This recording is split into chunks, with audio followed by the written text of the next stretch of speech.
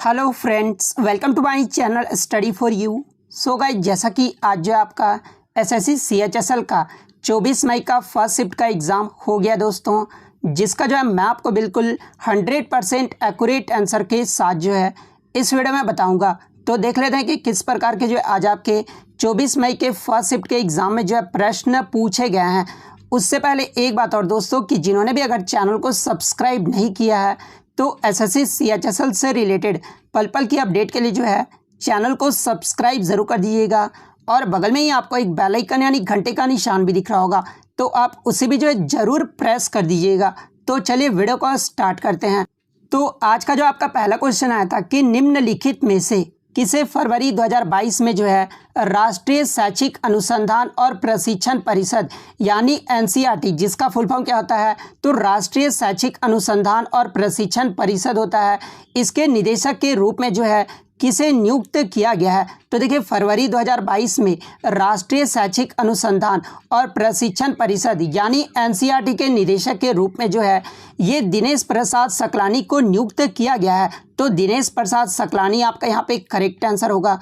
Next आपका यहाँ पर आया था कि who will get all civilian awards in Indian musicians, यानी इनमें से किस भारतीय संगीतकार को जो है भारत के सभी सिविलियन अवार्ड से जो है वो नवाजा गया है। तो देखिए, सभी जो सिविलियन अवार्ड्स होते हैं वो 4 सिविलियन अवार्ड्स होते हैं।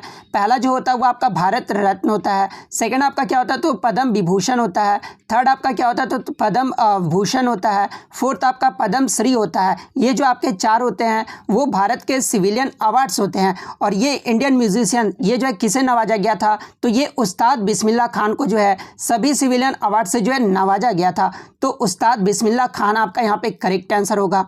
नेक्स्ट क्वेश्चन आपका यहाँ पर आया था कि who has written the book train to Pakistan, यानी जो ये ट्रेन टू पाकिस्तान पुस्तक है ना, इसके लेखक कौन है। तो देखिए, ट्रेन टू पाकिस्तान पुस्तक के जो लेखक हैं ये खुशवंत सिंह है। और ये जो बुक पब्लिश किया गया था ना, ये आपका 1956 में ये बुक पब्लिश किया गया था। तो खुशवंत सिंह आपका करेक्ट आंसर होगा। नेक्स्ट आपका यहाँ पर आया था कि who is the author of लज्जा, यानी लज्जा पुस्तक के लेखक कौन है। तो देखिए, लज्जा पुस्तक के जो लेखक है ना ये तस्लीमा नसरीन है, और तस्लीमा नसरीन द्वारा रचित एक बांग्ला उपन्यास है। तो तस्लीमा नसरीन आपका करेक्ट आंसर होगा। नेक्स्ट क्वेश्चन आपका यहाँ पर आया था कि प्लेइंग टू विन निम्नलिखित में से जो है ये किस खिलाड़ी की आत्मकथा है। तो देखिए, ये जो आपका प्लेइंग टू विन है ना, ये साइना नेहवाल की जो है आत्मकथा है। तो साइना नेहवाल आपका यहाँ पे करेक्ट आंसर होगा। नेक्स्ट आपका यहाँ पर आया था कि राज्य की कार्यपालिका की शक्ति राज्यपाल में निहित है, ये जो है किस अनुच्छेद में वर्णित है। तो देखिए, राज्य की कार्यपालिका की शक्ति ये जो है किस में निहित होता है तो ये राज्यपाल में निहित होता है। और ये जो आपका अनुच्छेद में वर्णित है ये आपका अनुच्छेद 154 में वर्णित है। अनुच्छेद 154 ये कहता है कि राज्य की कार्यपालिका की शक्ति राज्यपाल में निहित था। इसका जो प्रयोग है ना वो अनुच्छेद 163 के द्वारा करेगा। तो अनुच्छेद 154 आपका करेक्ट आंसर होगा। नेक्स्ट आपका यहाँ पर आया था कि आवर्त सारणी में परमाणु क्रमांक 3 ये जो है किसका होता है। तो देखिए, आवर्त सारणी में परमाणु क्रमांक 3 जो है ये लिथियम का होता है, जिसका सिंबल क्या होता है तो Li होता है। तो लिथियम आपका करेक्ट आंसर होगा। नेक्स्ट क्वेश्चन आपका यहाँ पर आया था कि हॉकी के मैदान का कुल क्षेत्रफल जो है ये कितना होता है। तो देखिए, हॉकी के मैदान का जो कुल क्षेत्रफल है ना, ये मैदान का 91.40 मीटर इंटू 55 मीटर होता है। यानी अगर यार्ड की बात करें तो 100 इंटू 60 यार्ड के आयताकार इसका जो है क्षेत्र का होता है। और दोनों छोर पर जो है गोल पोस्ट रहते हैं, जिसकी ऊंचाई कितनी होती है तो 2.14 मीटर होता है, यानी 7 फीट होता है।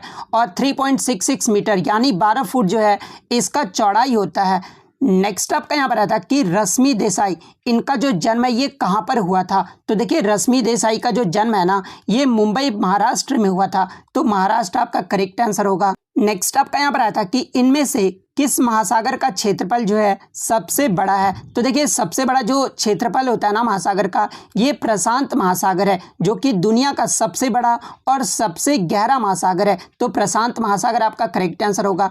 प्रशांत महासागर का जो क्षेत्रफल है ना वो आपका 6,36,34,000 वर्ग मील है। तो इसका क्षेत्रफल आपको याद रखना है। और दूसरा जो सबसे बड़ा महासागर है वो आपका अटलांटिक महासागर है। तो ये भी आपको ध्यान में रखना है।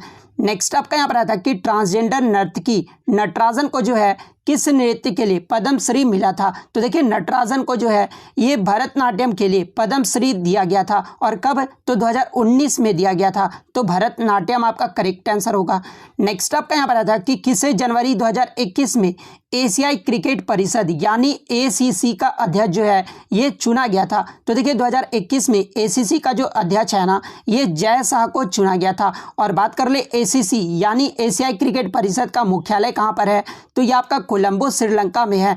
एशियाई क्रिकेट परिषद की स्थापना कब हुई थी? तो देखिए एसीसी का जो स्थापना है ना ये 19 सितंबर 1983 को हुआ था।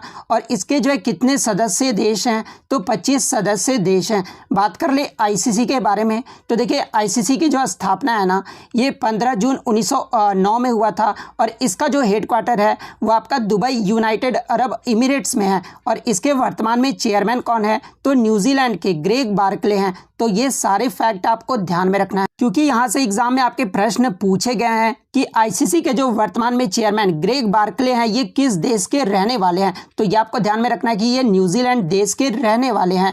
नेक्स्ट आपका यहाँ पर है कि किस शहर ने जो है दिसंबर 2020 में 2030 में होने वाली एशियाई खेल की मेजबानी जो है अधिकार जीते हैं? तो देखिए 2030 का जो एशियाई खेल होगा ना ये आपका दोहा में होगा। तो दोहा आपका यहाँ पे करेक्ट आंसर होगा। बात कर ले 2018 का एशियाई खेल कहाँ पर हुआ था? तो ये आपका इंडोनेशिया जकार्ता के पैलमबर्ग शहर में हुआ था। 2022 का कहाँ पर हुआ था? तो ये आपका चीन के होंगजाऊ में हुआ था। 2026 का कहाँ पर होगा? तो ये जापान के एची नागोया में होगा।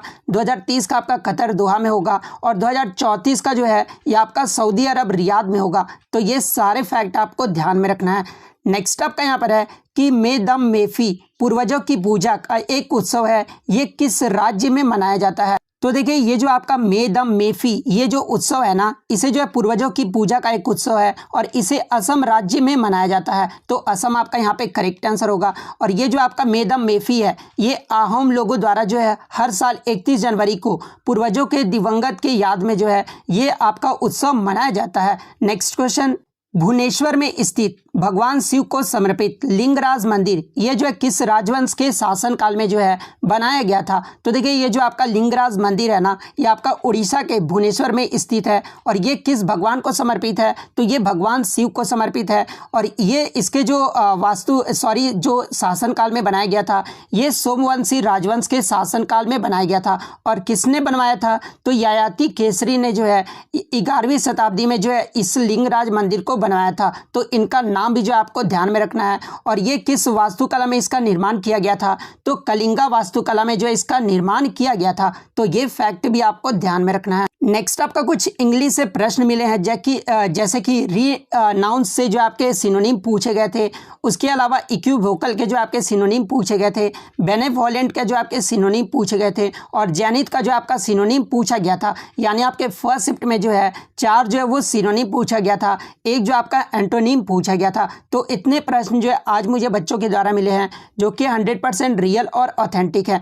तो अगर वीडियो अच्छी लगी हो तो वीडियो को जो है लाइक ज़रूर कर दीजिएगा, चैनल पर नया है तो चैनल को सब्सक्राइब ज़रूर कर दीजिएगा। और यदि आपको इसका PDF चाहिए तो मैं टेलीग्राम का जो लिंक है आपको डिस्क्रिप्शन में प्रोवाइड कर दूंगा, आप वहां से इजीली इसका PDF ले सकते हैं। तो मिलते हैं नेक्स्ट वीडियो में, तब तक thank you, all the best.